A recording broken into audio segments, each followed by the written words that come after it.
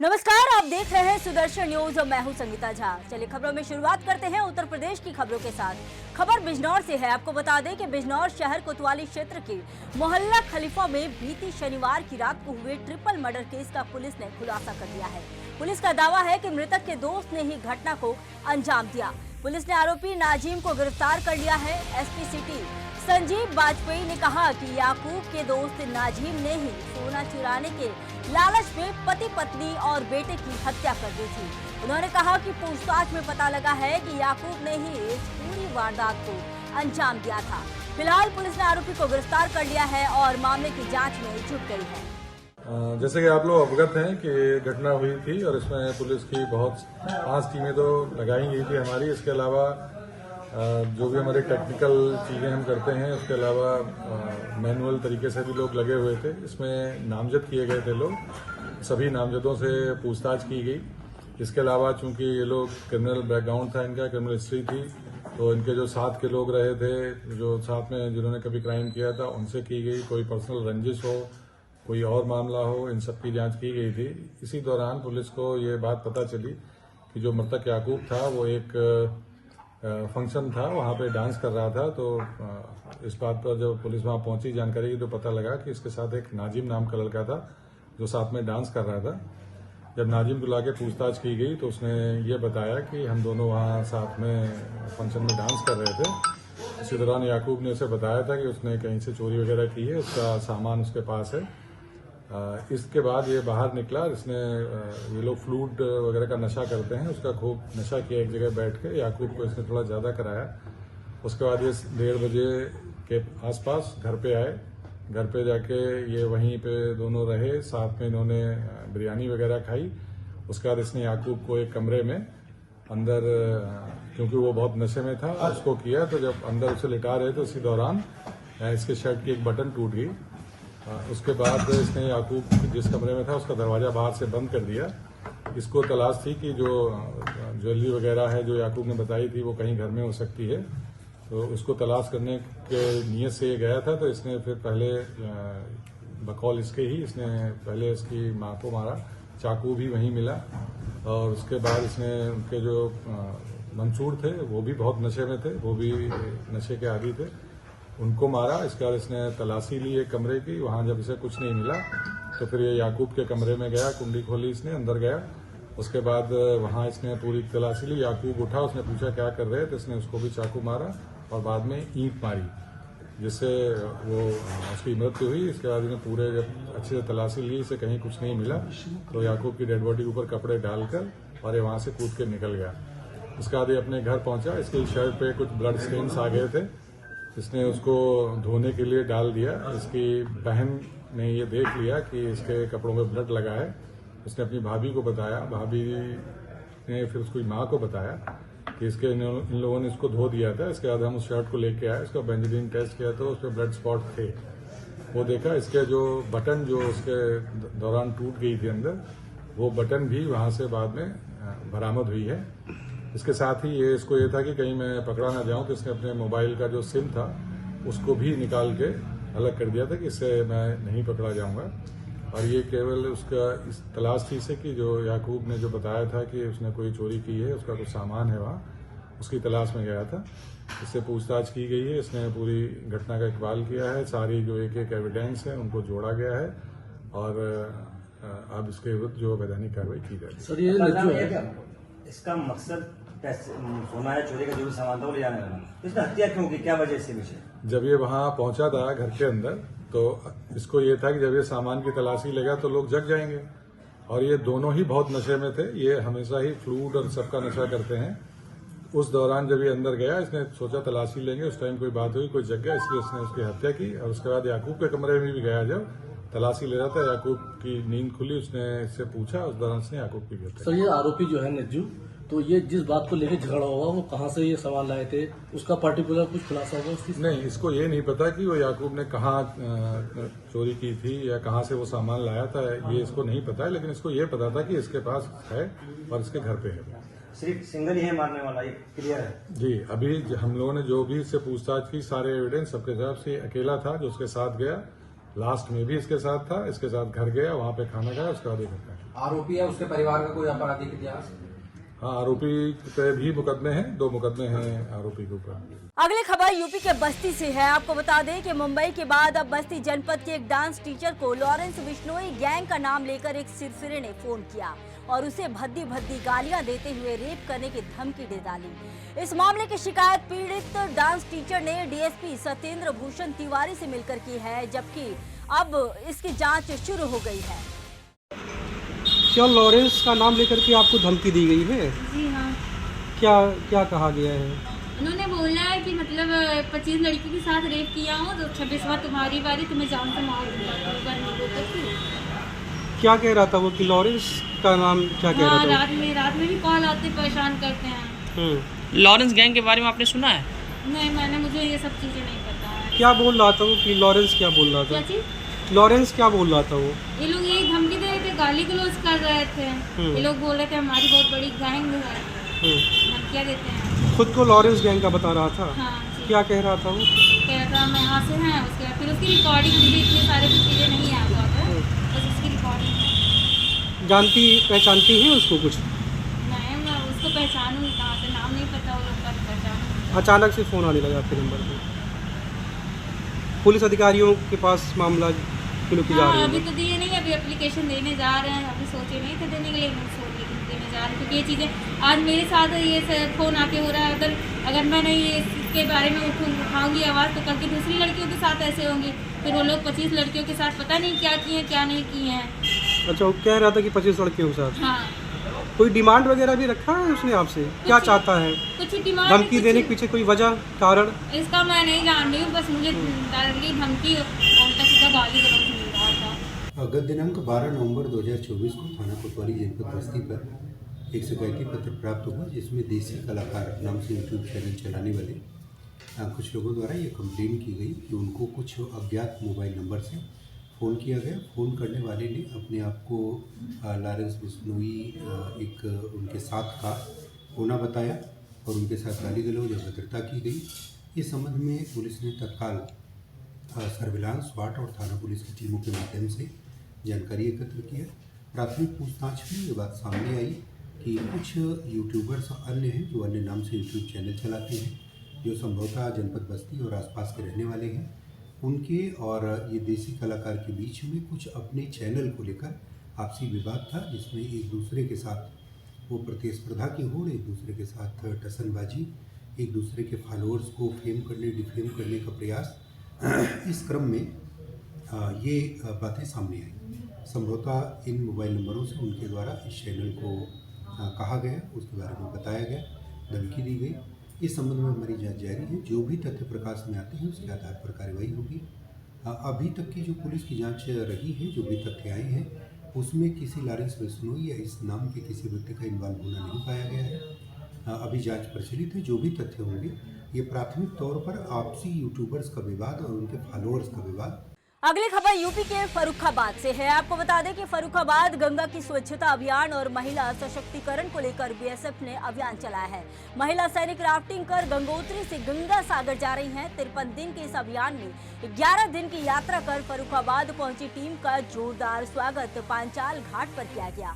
यहां से अब यह टीम गंगा सागर के लिए निकलेगी। यात्रा के दौरान गंगा स्वच्छता और महिला सशक्तिकरण दोनों का मैसेज दे रही है। टीम गृह मंत्रालय, जल शक्ति मिशन और नमामि गंगे के साथ सीमा पर रक्षा करने वाले बीएसएफ के जवान मिलकर मां गंगा की स्वच्छता का अभियान चला रहे हैं। जिला अधिकारी डॉक्टर वीके सिंह, पुलिस अधीक्षक आलोक प्रियदर्शी ने 25 सदस्यीय टीम को इस दौरान सम्मानित भी किया। जिलाधिकारी पुलिस अधीक्षक ने झंडी दिखाकर टीम को किया गंगा सागर के लिए रवाना। बीएसएफ के द्वारा जो है महिला सशक्तिकरण और अविरल सुरक्षा अभियान के तहत ये गंगोत्री से लेकर गंगा सागर तक का अभियान चल रहा है, जिसमें कि अपने जनपद में कल टीम आ गई थी। आज आपने देखा कि पूरी टीम में वीमेन थी और 20 महिलाओं का दल, जो कि 2 राफ्ट के द्वारा जो है और एक अलग एक्स्ट्रा स्पेयर राफ्ट के द्वारा पूरी टीम जो है एक्सप्रेशन पे निकली, जो कि आगे कंट्रोल डिस्ट्रिक्ट में जा रही है।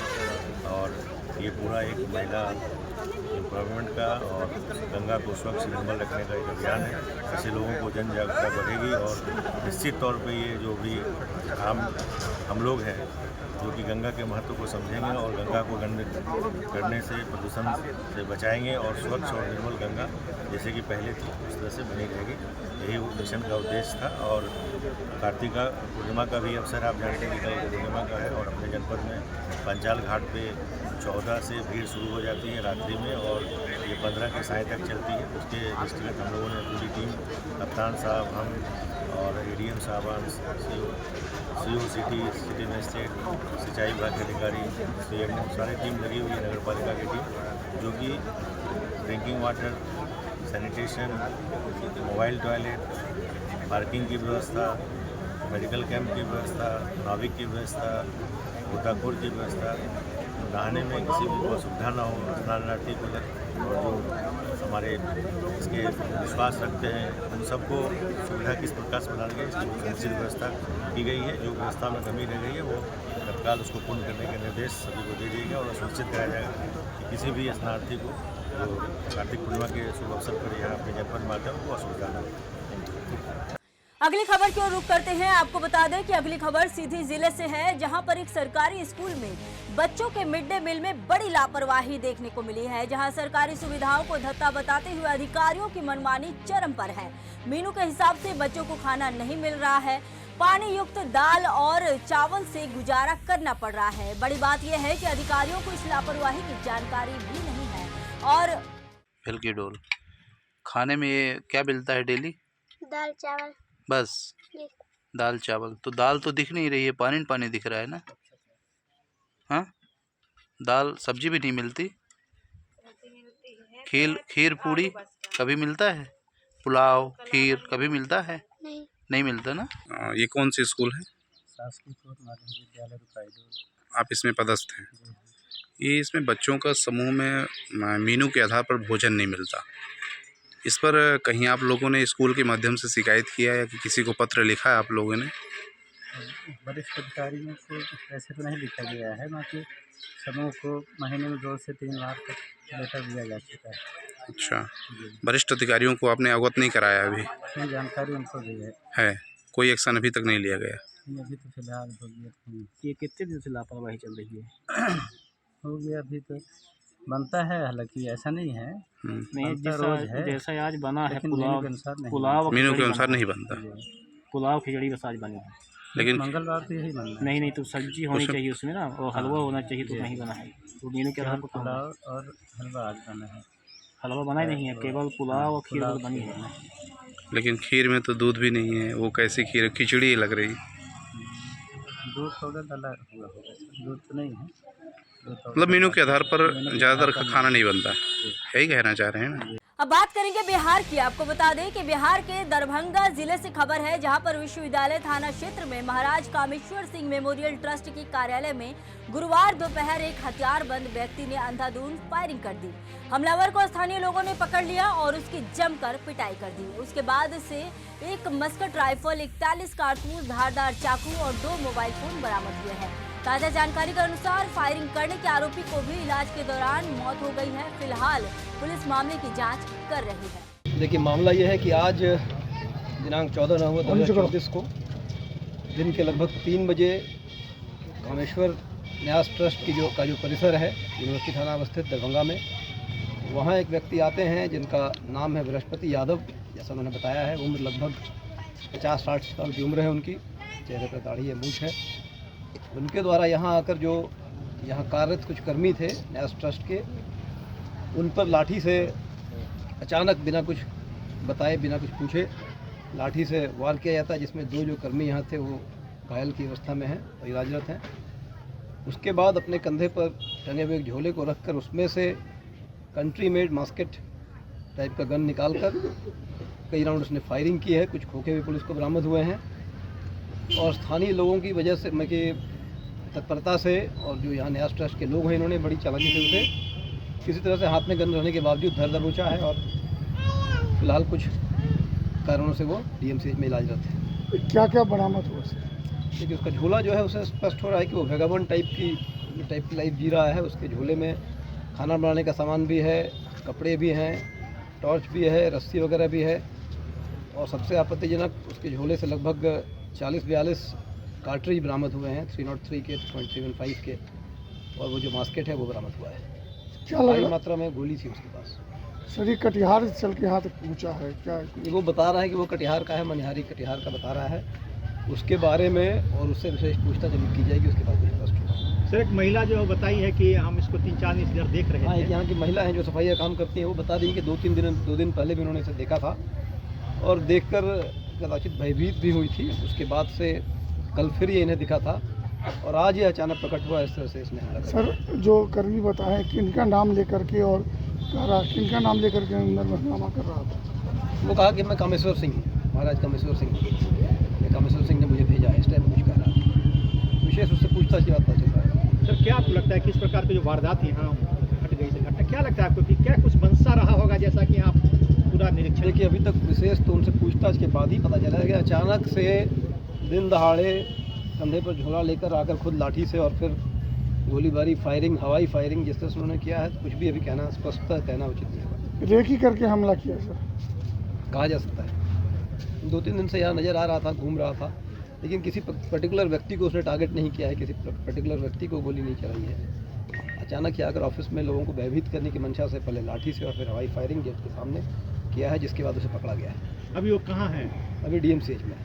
अब बात करेंगे कर्नाटक की। आपको बता दें कि बेलगांव से खबर है, जहां के चिक्कोड़ी तहसील के चिंचनी गांव से बाइक फिसलने से दर्दनाक हादसा हो गया। इस दौरान एक संगीत शिक्षक की दर्दनाक मौत हो गई। बताते चले कि केएलई इंस्टीट्यूट के CBSE स्कूल में संगीत शिक्षक के रूप में कार्यरत थे। बाइक चलाते समय अनियंत्रित होकर खाई में जा गिरी उनकी बाइक। इससे उनके सिर पर गंभीर चोट लग गई। उन्हें तुरंत चिक्कोड़ी शहर के सार्वजनिक अस्पताल में भर्ती कराया गया, जहाँ इलाज के दौरान उनकी मौत हो गई। अगली खबर की ओर रुख करते हैं। आपको बता दें कि निमका थाना के पास बाईपास लांबा के ढाणी में एक दुल्हन ने शादी के ही दिन दूल्हे और उसके परिवार के खिलाफ शिकायत दर्ज कराई। दरअसल पीड़िता का आरोप है कि दूल्हा पक्ष की तरफ से दुल्हन के परिवार से दहेज की मांग की गई थी। साथ ही ये भी कहा गया था कि अगर दुल्हन के परिवार ने दहेज नहीं दिया तो दूल्हा दुल्हन को बेरंग भी छोड़कर चला जाएगा। जिसके बाद दुल्हन की शिकायत पर पुलिस ने कार्रवाई की और आरोपी दूल्हे को गिरफ्तार कर लिया। मेरी शादी 12 नवंबर को विक्रम सिंह के साथ तय हुई थी। जब वो तोरण बारात लेकर के आया तो हमारे तोरण का रस्म होती है। वहाँ पे आने के बाद उसने मेरी मम्मी के साथ बदतमीजी की। वहाँ पे लेडीज खड़ी थी, वहाँ पे उनके साथ भी बदतमीजी की। उसके बाद हमारे स्टेज का प्रोग्राम होता है। उस स्टेज के ऊपर उसने उसके दोस्तों ने ड्रिंक कर रखी थी। उसने मेरी भतीजियों के साथ, मेरी भांजियों के साथ बदतमीजी की। उसके बाद हमारे फेरों का प्रोग्राम होता है। फेरों में भी उसने गाली गलौज करना शुरू कर दिया। पंडित जी को भी गाली निकाली उसने। मेरा हाथ इतनी जोर से दबाया, मैंने हाथ छुड़ाने की कोशिश की, हाथ भी छुड़ाया मैंने। उसके बाद फेरों में भी वो पंडित जी को भी गालियों देख कर बात कर रहा था। उसके बाद हमारे पैरावनी की रस्म होती है, उसमें उसने 5 लाख बुलेट बाइक की डिमांड की। वो मैं गरीब परिवार से हूँ, वो देने में मेरे घर वाले समर्थ नहीं है। इससे पहले टीके में 5,11,000 दे करके आ चुके हैं उसको। उसके बाद हमारे जलवा का प्रोग्राम, विदाई के टाइम पे जलवा का प्रोग्राम होता है, तो उसने ना गाली गलौजों के साथ, मेरी मम्मी के साथ, लेडीजों के साथ, वो ये तक आके बोल रहा है कि लड़की के लड़का पैदा करा कर ये भेज देना। उसके बाद जब विदाई का टाइम आया तो उसने बोला कि तेरे जैसी तो बहुत मिल जाएंगी मेरे को, मैं तेरे को ले जाऊंगा ही नहीं, मेरी डिमांड पूरी नहीं होगी, मेरे को बुलेट चाहिए, 5 लाख चाहिए, उस डिमांड पूरी करोगे तो भी मैं तेरे को लेकर के जाऊंगा, वरना मैं लेकर के नहीं जाऊंगा। गाली गलौज निकालने लग गया मेरे साथ, मेरे को मारपीट करने लग गया वो। फिलहाल के इस बुलेटिन में इतना ही। देश दुनिया की तमाम खबरों के लिए देखते रहिए सुदर्शन न्यूज। जय हिंद।